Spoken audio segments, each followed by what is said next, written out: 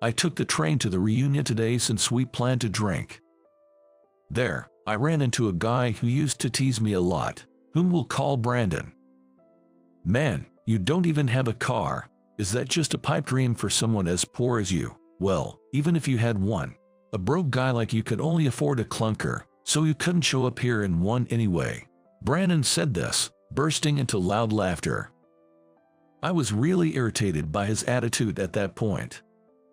Judging someone without knowing anything about them is just not funny at all. After that, he kept following me, bragging about himself. Honestly, I was getting fed up with him. Then, a luxury limousine pulled into the venue's parking lot. It stopped in front of the entrance, and a beautiful woman got out. As soon as our eyes met, she greeted me respectfully. My name is Kevin Smith. I'm the middle child of 5 siblings. I have an older sister and brother. And I have a younger sister and brother. Mom always had a gentle smile. She never raised her voice, always responding or advising us, no matter our whims. Dad is a taxi driver. He used to work for a car maintenance company, but he had to retire due to a back injury. Dad, who loved cars and worked in that field, also had a commercial driving license. So he switched to his current job as a driver, taking advantage of that qualification. I was heavily influenced by my dad and developed a strong interest in cars.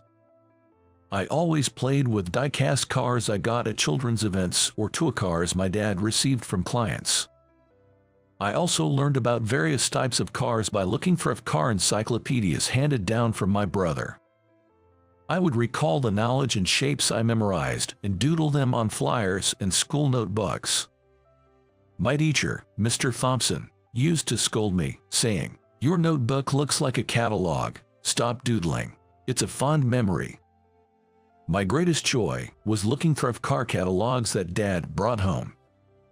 Thanks to his old job, he still had connections with many car dealers and would occasionally bring home catalogs of the cars they handled.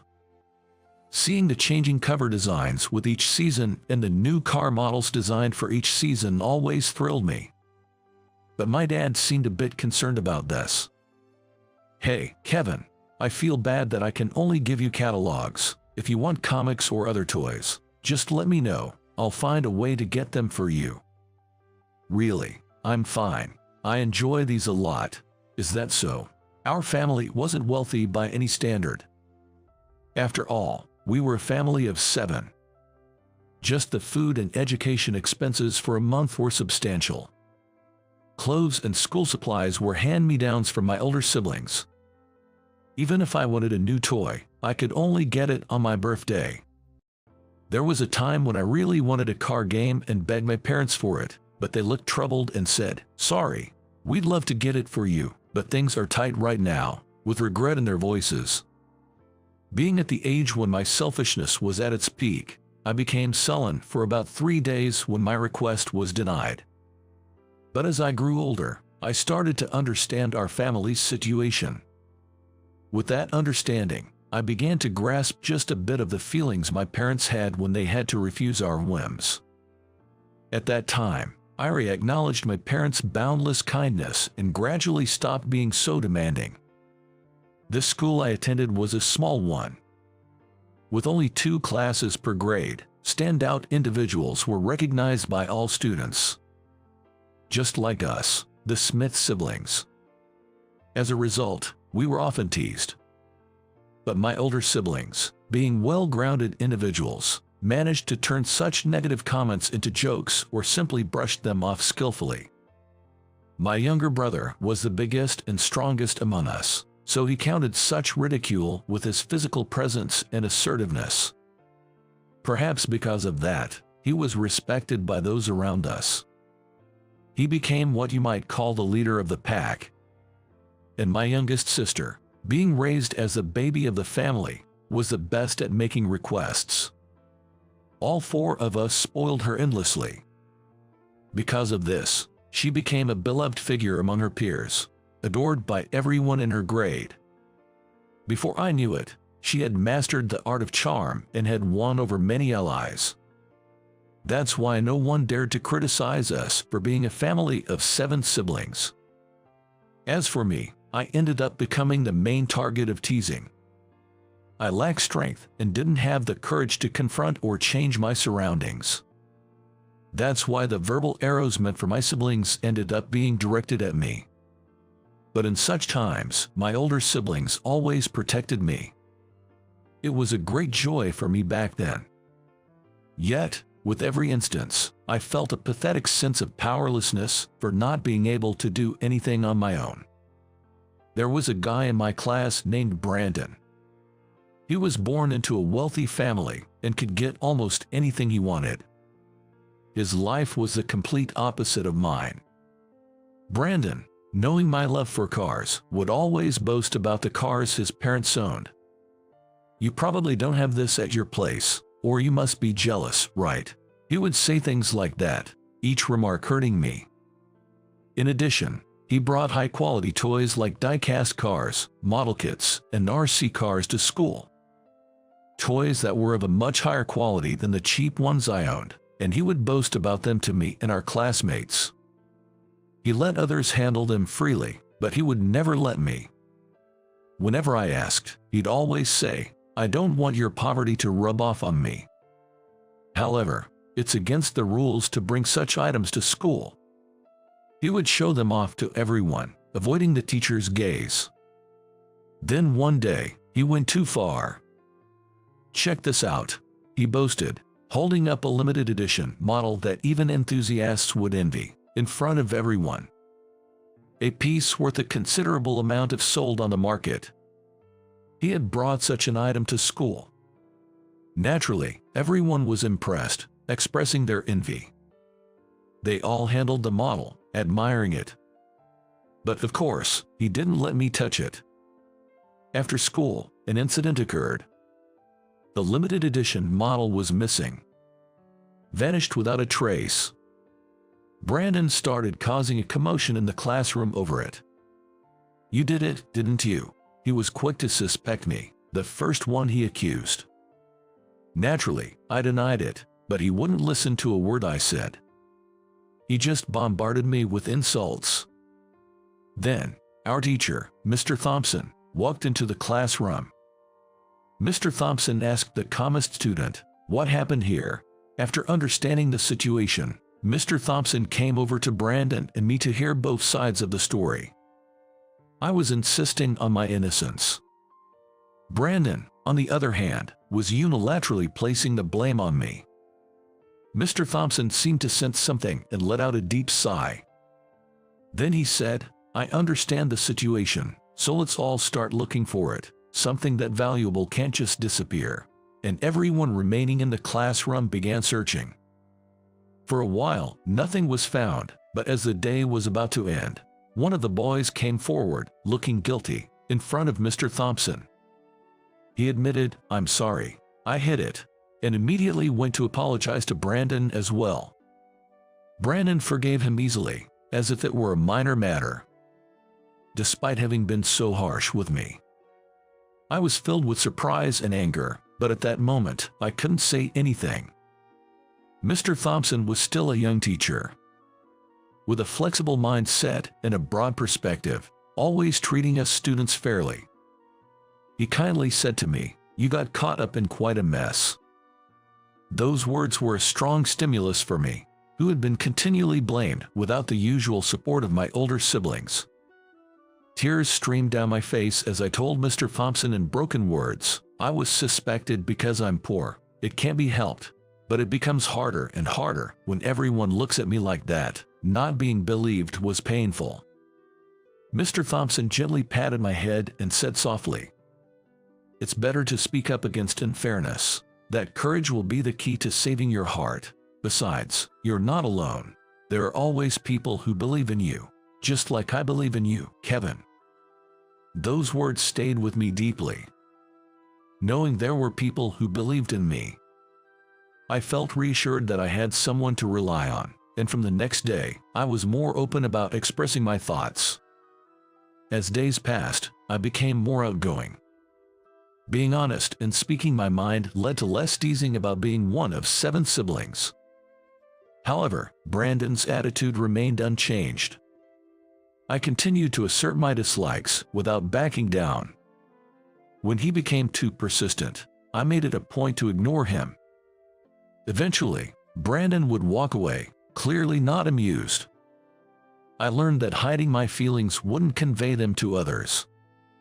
By actively speaking up, I could change from who I used to be. Feeling hopeful, I started engaging more with my classmates. Gradually, as I made various friends, Brandon's harassment stopped. 20 years have passed, and I've grown. Speaking up has become a part of who I am, enabling me to connect with many.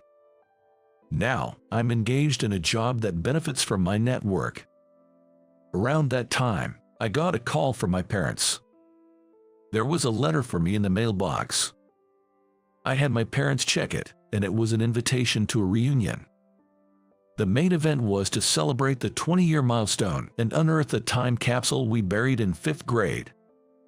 Initially, I thought nah, but when I heard that Mr. Thompson, who had always been kind to me, would also attend, I decided to participate immediately. However, my current workload made attending challenging. But I began to strategize, thinking I could make it work by rearranging some commitments. I now live far from my hometown, away from my family home. I thought getting to the venue would be difficult, but it was conveniently near my current residence. I can make it if I finish my work in the morning, I thought. With that last concern resolved, my plans were set. Choosing a venue for the after-party, which I had also pondered, was Zia. I promptly booked a spot online. The reunion took place in a spacious pub, reserved entirely for us. Since the invitation mentioned drinking, I opted for the train over driving. The highlight was the unveiling of the time capsule. The organizer had retrieved it from our elementary school and brought it to the reunion. We were to open it together on Signal. Upon arrival, old friends welcomed me warmly. Despite nearly 2 decades, I recognized everyone.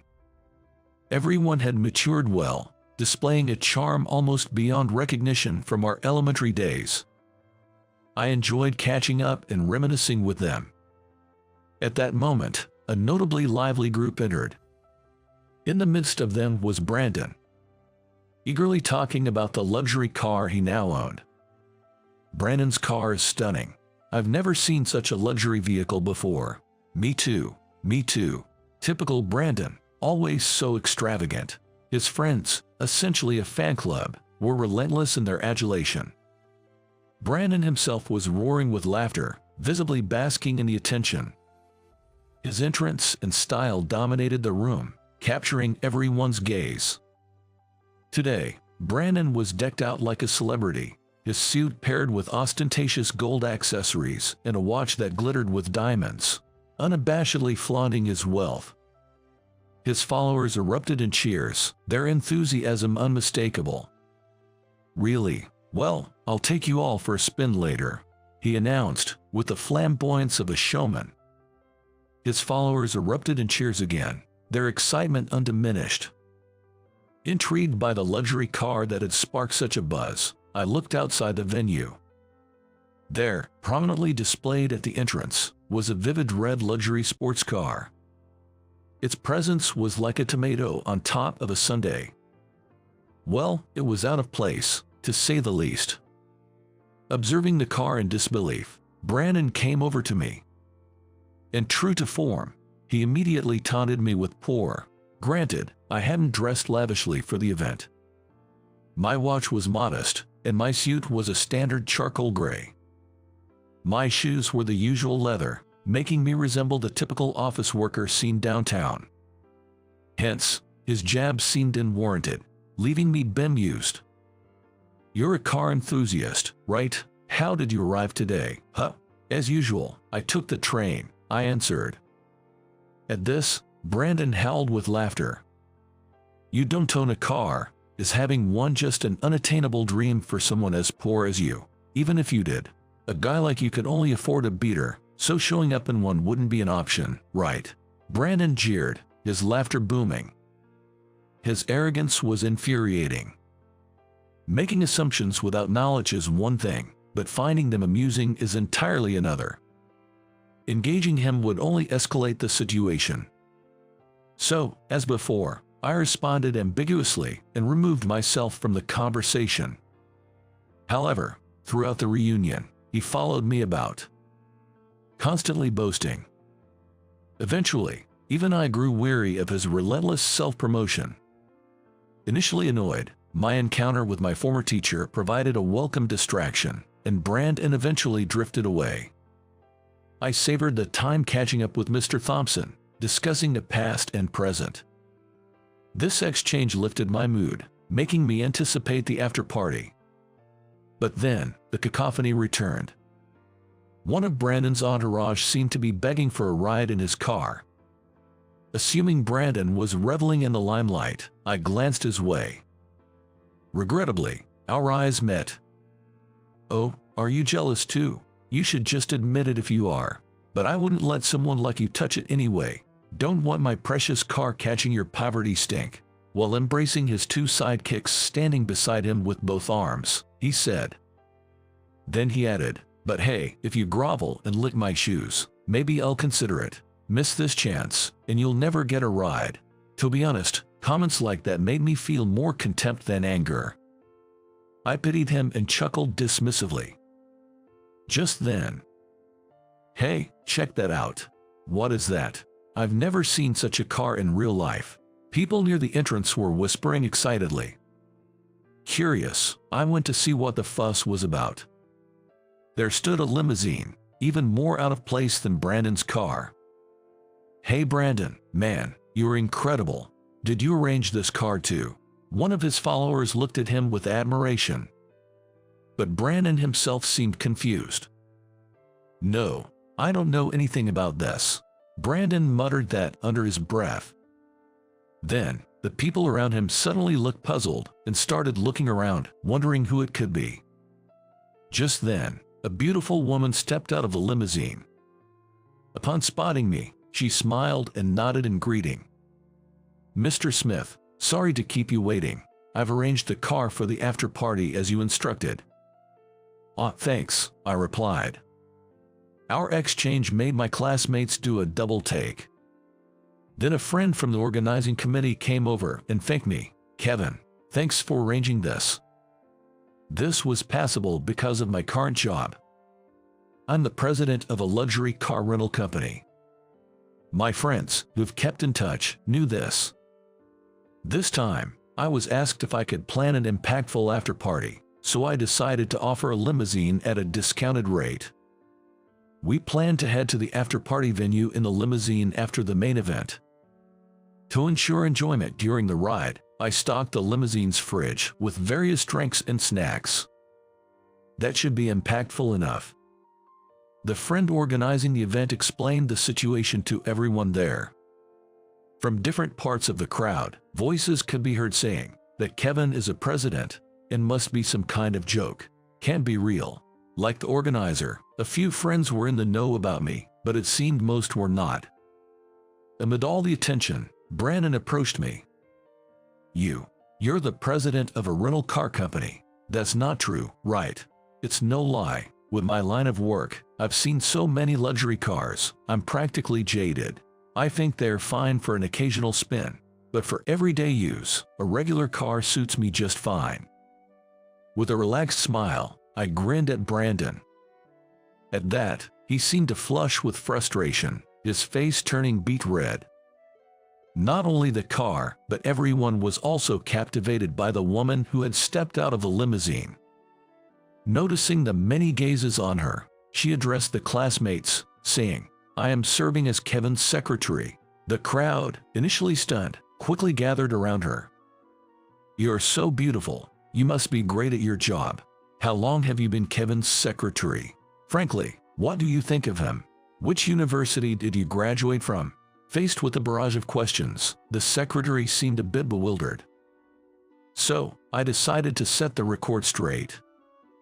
"Sorry to spoil the fun, but she's my sister, so back off, I said. What? Seriously? Everyone exclaimed in surprise. Yes, the woman serving as my secretary is indeed my sister. Known for her charm and for attracting the opposite sex throughout her school years, she's become somewhat of a legend. While she's still as willful as ever on the inside, her outward appearance is undeniably appealing. Thanks to that, when she handles client relations, she's guaranteed to be a great success. She's truly a valuable asset. By the way, Mr. Smith, about that sports car parked in front of the shop, my sister inquired. Yes, that's right, but it's not really worth mentioning, I whispered back. However, Brandon must have overheard because he shouted, "What's that? Say it clearly." So, with a sigh, I said loud enough for everyone to hear, "That car, it's a rental, right? It's one of the cars our company rents out, isn't it?" Brandon turned beet red and denied, "That's not true. I bought that car." However, the car had a sticker on the window, clearly indicating it was a rental. Anyone familiar would instantly recognize this. It seemed no one else at the venue was aware, so I had kept quiet about it. Upon realizing Brandon's car was a rental, his followers quickly changed their tune. In disbelief, they said, "So it was just borrowed. What a letdown, seriously," and walked away from him. Then, they began to prepare to leave the venue. They even began preparing to leave, getting into the after-party mood. Only my secretary, Brandon, and I were left in the now messy pub. I didn't know what to say to the disheartened Brandon. At that moment, he started to mutter various things. He was born an only child into a wealthy family, in stark contrast to me. However, his parents often sacrificed their time because of their wealth and were rarely home. He was given everything he wanted, but he always felt a sense of loneliness. In contrast, I had many siblings. My older brothers and sisters looked out for me, and I had adorable younger siblings. Brandon seemed to envy that. He too liked cars and often browsed for catalogs. He wanted to be friends over our shared interest in cars, but never said so because of his pride. He also wanted to apologize for the model incident from the past, but after that event, I stopped interacting with him, which made him anxious. The same went for today's luxury car. He knew it was out of place but wanted to grab the crowd's attention by driving it. I was listening seriously, but my sister wasn't. Upon hearing his confession, she immediately exclaimed, "That's creepy." I tried to calm her down, saying, "That's no way to talk about something someone said seriously," but my sister wouldn't stop. "Teasing just because you want attention. Maybe that's fine for kids, but for an adult to say that, it's nothing but creepy. It's like being a stalker." Brandon was visibly shocked by her relentless words. I thought to myself, she went too far, but even as the two of us felt down, my sister continued relentlessly. "If you wanted to make up, you should have just apologized sincerely instead of all this roundabout nonsense. Acting like this for years is just childish and uncool," she said. Brandon looked like he was about to cry. But what my sister said was right. Though, I do think she might have gone a bit too far. Sorry for my sister, but she's right. There's a limit to how much you can push your pride. I'm sorry, but I can't see us becoming friends, I told him. Hearing this, Brandon collapsed to his knees, even more devastated. "I heard there's an after-party. Where's it at?" Mr. Thompson, our former teacher, suddenly appeared amidst the tense atmosphere. "You guys, arguing like this when you should be capable of mature thought. Honestly, it's a bit disappointing as your teacher," he said. "Mr. Thompson, how long have you been listening?" I couldn't help but give a wry smile. Mr. Thompson said, laughing heartily, "Well, I didn't intend to at first." Then, he suddenly became quiet and looked at Brandon with a serious expression. "Brandon, a dialogue is about respecting the other person's opinion while expressing your own. You're aware of what you've done up to this point, right? Regardless of your past, you can't erase those facts. So, the right to forgive or not lies with Kevin. Just because you apologize doesn't mean you'll be forgiven. It doesn't always work out so conveniently. Although Mr. Thompson's tone was as gentle as possible, his words were stern. He must have given the same guidance to him when he was in elementary school. Brandon began to cry suddenly, perhaps recalling that time. Next, Mr. Thompson looked at me. You've become able to express your feelings clearly. People can change, they can grow. I believe you understand that. You might feel unforgivable now, but I hope you can look at it in the long run. To me, both of you are dear former students, he said with a gentle smile. Mr. Thompson's words seemed to slowly seep into my heart. Thanks to his warm influence, I felt like I had more room in my heart. Thanks to that, I was able to think like this. Right now, I might not be able to forgive Brandon. The wounds he inflicted are deep. But if he tries to change and make efforts from now on, perhaps we could become good friends again. In the chilly, heavy, and damp atmosphere of the bar, even in such a situation, Mr. Thompson remained unflappable. Well, that's a fantastic limousine. Does it even have a refrigerator? Riding in such a car must be like a dream. By the way, how many people can it hold? It can hold up to 8 people. Well, that's amazing. While receiving various explanations from my sister, Mr. Thompson carefully observed the limousine. As I watched Mr. Thompson with amusement, Brandon spoke to me. I'm truly sorry for what I did in the past and just now. I'll never trouble you again. I won't be so presumptuous as to ask for forgiveness. But if we ever meet again, I hope you'll give us a chance to rebuild our relationship. Well, if we meet again. It's hard to suddenly engage in a friendly conversation with him. But watching someone trying to change makes you want to keep an eye on them. I couldn't help but let out a bittersweet smile, mixed with complex feelings. Just before we left the bar, a time capsule opening ceremony was held. At the organizer's cue, everyone counted down, and at the end, the seal was broken. Then, everyone took out the items with their names on them.